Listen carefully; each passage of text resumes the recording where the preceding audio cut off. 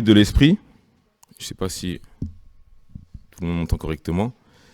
Mais on est sur une étude, comme je disais, qui porte sur le fruit de l'esprit. Et on va donc se replonger dans le texte de Galates 5, verset 19 à verset 24, pour se remettre dans le contexte de l'étude. Je pense que certains doivent maintenant le connaître par cœur, mais on va juste relire pour reprendre le thème de l'étude. Donc je lis au nom de Jésus. « Or les œuvres de la chair sont manifestes, ce sont l'impudicité, l'impureté, la dissolution, l'idolâtrie, la magie, les inimitiés, les querelles, les jalousies, les animosités, les disputes, les divisions, les sectes, l'envie, l'ivrognerie, les excès de table et les choses semblables. Je vous dis d'avance, comme je l'ai déjà dit, que ceux qui commettent de telles choses n'hériteront point le royaume de Dieu. Mais le fruit de l'esprit, c'est l'amour, la joie, la paix, la patience, la bonté, la bénignité, la fidélité, la douceur, la tempérance. La loi n'est pas contre ces choses. Ceux qui sont à Jésus-Christ ont crucifié la chair avec ses passions et ses désirs. Amen. Sauf erreur de ma part, dans certaines versions, on remplace tempérance par la maîtrise de soi. Je crois que c'est la Bible du Semeur. Donc on remplace tempérance par la maîtrise de soi. Donc vous l'aurez compris, aujourd'hui on va aborder le thème de la tempérance et on va s'intéresser justement à la définition de ce qu'est la tempérance, au sens du dictionnaire. Donc la tempérance se définit par le contrôle de soi. C'est une vertu de ceux qui sont maîtres de leurs désirs, de leurs passions, en particulier des appétits des sens. Par sens, on entend les systèmes sensoriels de la perception. Donc ils sont au nombre de 5, on les connaît tous, la vue, l'ouïe, l'odorat, le goût, le toucher, et la vue, j'ai déjà prononcé. Donc les sens, si vous voulez, nous relient à la vie. Ils nous permettent de percevoir et de ressentir des émotions sur ce qui se passe autour de nous. D'ailleurs, lorsqu'on parle de sensibilité, on fait référence peut-être aux personnes qui ont des facilités à ressentir des émotions vis-à-vis de situations, des émotions de tristesse, de joie, et ainsi de suite. Et donc on nous dit que la tempérance, c'est la capacité justement de maîtriser les émotions qu'on peut ressentir en fonction de certaines situations bien précises. Donc par là, on comprend aussi que les sens ont une influence sur qui nous sommes et sur ce à quoi nous aspirons, tout simplement. Ils éveillent des désirs plus ou moins rationnels dans notre cœur. On va lire quelques exemples pour bien comprendre en fait le sens de cette définition. Si on prend par exemple dans Genèse 3 du verset 6 à 7, donc la femme vit que l'arbre était bon à manger et agréable à la vue, et qu'il était précieux pour ouvrir l'intelligence. Elle prit de son fruit et en mangea. Elle en donna aussi à son mari qui était auprès d'elle, et il en mangea. Donc à travers ce verset, on comprend que la vue a joué un rôle prépondérant dans le choix de Ève, qui a consommé du fruit que Dieu avait défendu de consommer. Quelque part, peut-être que si elle avait fait preuve de tempérance, peut-être qu'on serait au Jardin d'Éden aujourd'hui, dans d'autres conditions de vie, etc. Donc ici, par là, on apprend que Ève vit le fruit, et que à travers ce fruit, qui lui semblait bon et agréable à la vue, parce que la vue a influencé justement son comportement, elle le proposa à son mari d'en consommer aussi. Ça nous arrive aussi des fois, dans la vie de tous les jours, qu'on ait des amis, des proches, qui nous invitent à participer à des événements, participer à des choses plus ou moins bien pour nous, et que nos émotions, justement, jouent un rôle essentiel dans les décisions que nous allons prendre. lorsqu'on suit justement, lorsqu'on lit la suite, on nous apprend que les yeux de l'un et de l'autre s'ouvrirent, ils connurent qu'ils étaient nus, et ayant cousu des feuilles de figuier, ils s'en firent des ceintures. Et donc, leurs yeux s'ouvrirent et ils virent qu'ils étaient nus. Donc, ils eurent honte parce qu'ils avaient consommé justement de ce fruit qui avait été interdit par Dieu. Et je pense que pour nous, c'est pareil. Si jamais on s'aperçoit que ce que l'on fait n'est pas bon pour nous, on aura forcément honte aussi et on ne souhaitera pas que le public, entre guillemets, découvre qui nous sommes réellement. On va prendre un autre exemple pour étayer ce que je viens de dire. Donc dans 2 Samuel 11, du verset 1 à 4, un soir, David se leva de son lit, il se promenait sur le toit du palais royal. Du toit, il aperçut une femme qui se baignait. La femme était belle. On connaît la suite. David est allé plus loin avec cette femme jusqu'à commettre l'irréparable. Et donc, quelque part, son cœur l'a tenté. Dans les deux cas, dans le premier cas, Satan tente Ève. Donc, il y a un élément extérieur qui vient influencer son cœur. Et dans l'autre cas, c'est David lui-même qui est tenté par sa propre chair. Et donc, par rapport à la définition que je viens de donner, juste pour reprendre, donc on nous apprend que la tempérance fait référence au contrôle de soi. Et que Dieu nous invite justement à travers le fruit de l'esprit à manifester cette tempérance. Pourquoi ? On continue dans la définition, on va juste apercevoir quelques images. Donc voilà, donc la tempérance, comme je viens de le dire, c'est le fait de maîtriser, de se contrôler et de faire preuve de retenue. On va s'intéresser au sens étymologique de la tempérance. Donc tout d'abord en grec.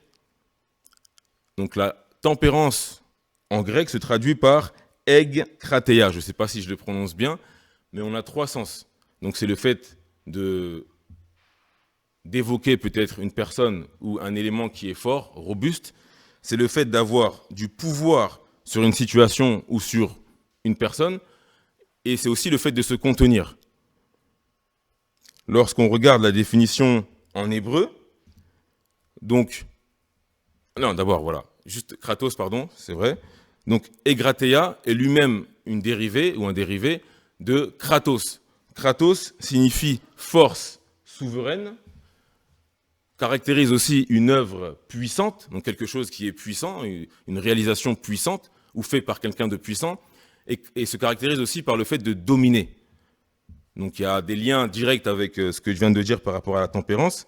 Et en hébreu, donc tsniout, c'est la définition de tempérance, et est associé à la sainteté, à la pureté et à des aspects ésotériques, donc qui se transmettent à des personnes qui ont été choisies, qui ont été réservées pour quelque chose, ou initiées pour quelque chose. Et lorsqu'on s'intéresse justement à ce que les Écritures disent sur la tempérance, on s'aperçoit qu'il y a un régime particulier à adopter. On va prendre l'exemple d'un sportif, par exemple un boxeur. On a tous en tête l'idée du boxeur qui arrive en conférence de presse, prêt à aller combattre. Et avant justement qu'on l'autorise à aller sur le ring, pour ceux qui ont l'image, il y a une pesée. Donc la pesée, c'est une sorte de jugement qui va, si vous voulez, autoriser le boxeur à combattre ou pas.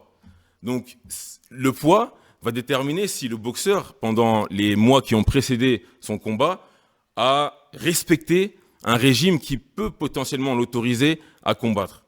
Je ne sais pas si vous me suivez jusqu'à présent. Mais, et souvent, cette pesée donne lieu à des échanges plus ou moins houleux entre boxeurs, et on pronostique sur celui qui va gagner, en principe. Et quelque part, pour nous, c'est pareil. Il y a un régime particulier à suivre lorsqu'on veut faire preuve de tempérance, parce qu'on doit se priver de certaines choses. On doit se contenir de certaines choses. On doit quelque part fuir. Pas forcément chercher à combattre, mais fuir. J'ai pris l'exemple du boxeur pour qu'on puisse comprendre. Mais si je reprends l'exemple du boxeur d'ailleurs, lui, il se prive de certaines choses pour que le jour de la pesée, il puisse être jugé apte.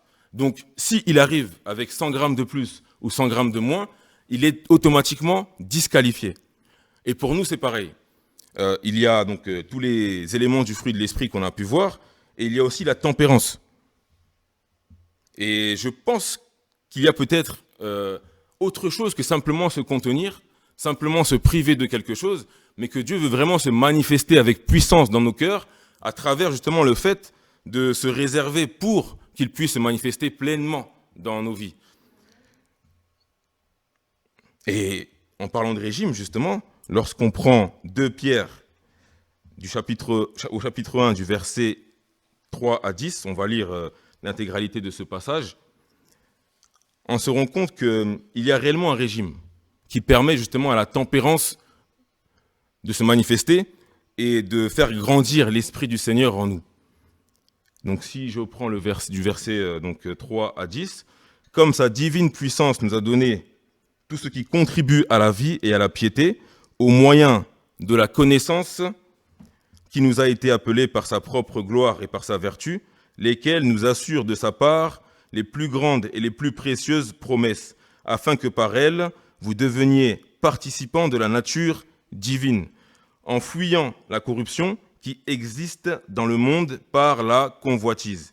À cause de cela même, faites tous vos efforts pour joindre à votre foi la vertu, à la vertu la connaissance ou la science dans certaines versions, à la science la tempérance, à la tempérance la patience, à la patience la piété, à la piété l'amour fraternel et à l'amour fraternel la charité. Car si ces choses sont en vous et y sont avec abondance, elles ne vous laisseront pas oisifs ni stériles pour la connaissance de notre Seigneur Jésus-Christ. Mais celui en qui ces choses ne sont point est aveugle. Il ne voit pas de loin et il a mis en oubli la purification de ses anciens péchés. C'est pourquoi, frères, appliquez-vous d'autant plus à affermir votre vocation et votre élection, car en faisant cela, vous ne broncherez jamais. Amen.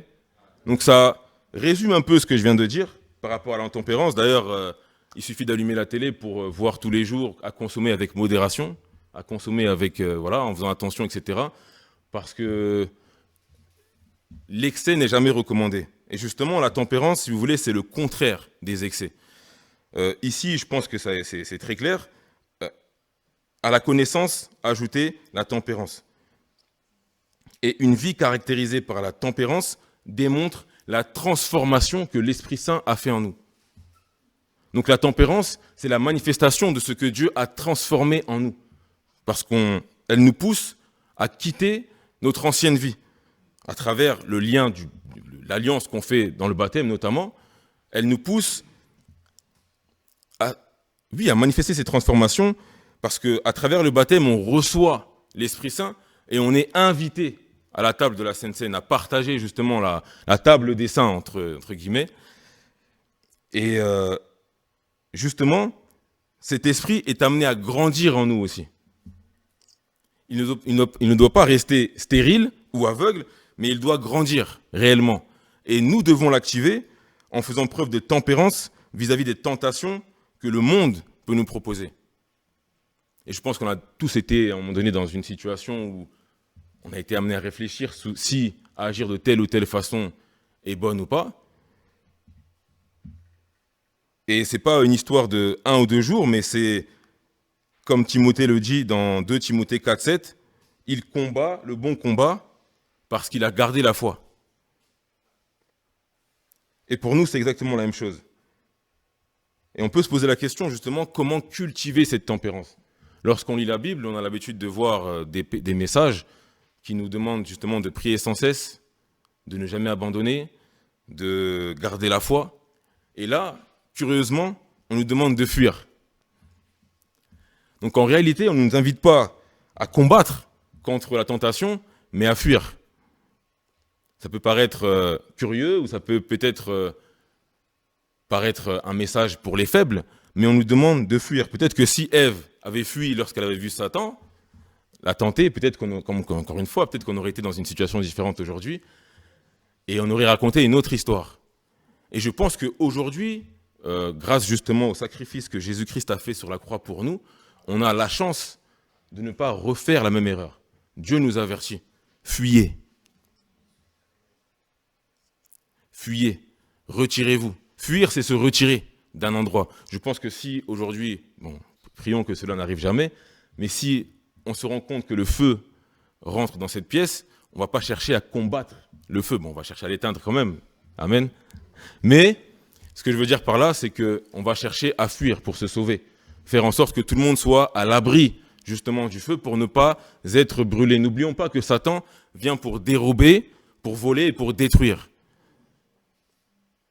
Et Dieu sait à quel point, pour nous, il est compliqué de lutter face à cela. Parce que la chair est faible. La chair est faible. D'où l'intérêt de fuir. On va lire quelques versets par rapport à cette recommandation que le Seigneur nous fait.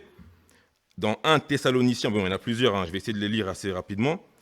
Dans 1 Thessaloniciens du verset 4 à 5, sans vous livrer à une convoitise passionnée, comme font les païens qui ne connaissent pas Dieu. Et c'est vrai que des fois, c'est dur de fuir parce que notre cœur nous attire à des choses qui nous semblent belles. D'ailleurs, quand on reprend encore une fois la Genèse, on voit que Ève a été attirée par le fruit qui lui semblait beau.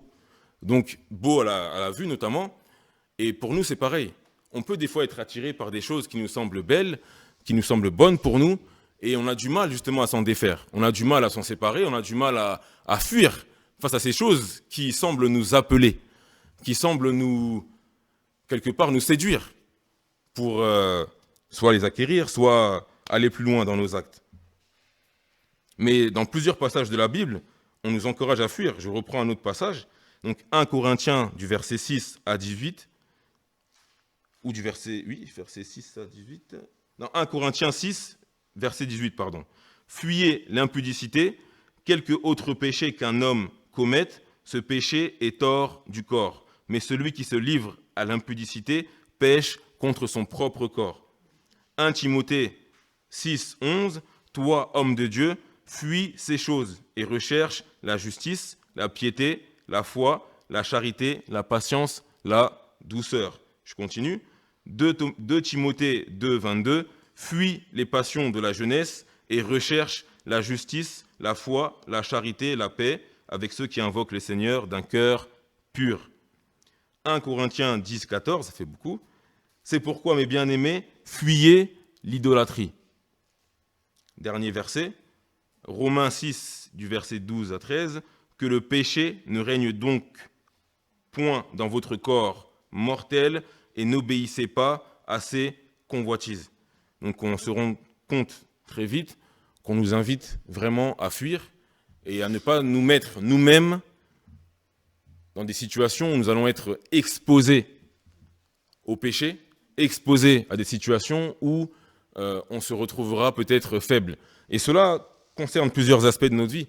Ça peut correspondre peut-être à l'entourage que l'on fréquente.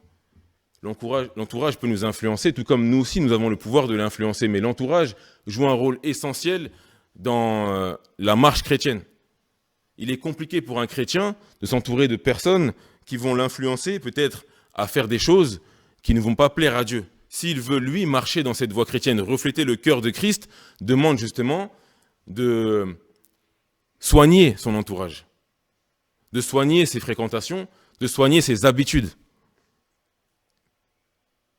Et par rapport aux 2 versets qu'on a lus, soigner peut-être aussi ce qu'on regarde, ceux qui nous amènent justement à avoir des pensées négatives.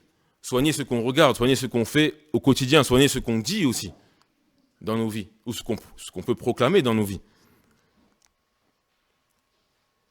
Et comme on l'a vu tout à l'heure, donc la tempérance se traduit non seulement par le fait de contrôler, de maîtriser ou de faire attention, mais elle traduit aussi une certaine force. Dieu veut nous rendre forts. Dieu est un Dieu fort et il veut nous rendre forts à travers justement cette tempérance qui nous amène à veiller sur nos actes, parce que nos faiblesses, ce corps mortel, est en réalité une porte, si on n'y fait pas attention, est une porte pour le péché, une porte pour justement qui peut nous faire tomber dans des choses qui ne vont pas plaire à Dieu. Et nous devons veiller en tout temps pour ne pas tomber justement dans les passions que le monde nous propose. N'oublions pas que ce corps nous a été, entre guillemets, prêté et que nous devons justement le soigner pour le jour où Dieu reviendra nous chercher. Ce corps est un corps, voilà, nous avons tous hérité d'un corps pour lequel nous jouissons aussi des plaisirs que Dieu nous a donnés. Mais n'allons pas dans les excès, parce que ces excès, justement, nous poussent à agir des fois de manière irrationnelle par rapport aux choses qu'on peut vivre. Si on cite, par exemple, l'histoire de Caïn et Abel, un des frères a été jaloux de l'autre, simplement parce qu'il a vu que le sacrifice avait plu à Dieu. Et il a manifesté de la jalousie, parce que, peut-être sûrement il a manqué de tempérance, mais il s'est dit, pourquoi pas moi et l'autre? Mais il ne s'est pas dit que j'ai aussi la grâce de Dieu dans ma vie. Il a préféré regarder à l'autre et se dire, non, ceci est agréable à Dieu, et j'aurais aimé que ce soit moi, en fait.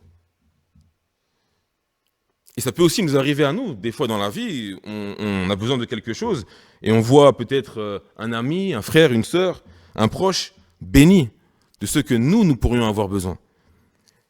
Et on réagit aussi peut-être comme Caïn, et on ne tue pas physiquement, mais on peut tuer dans notre cœur aussi. On peut tuer l'autre dans notre cœur avec nos pensées, avec nos paroles.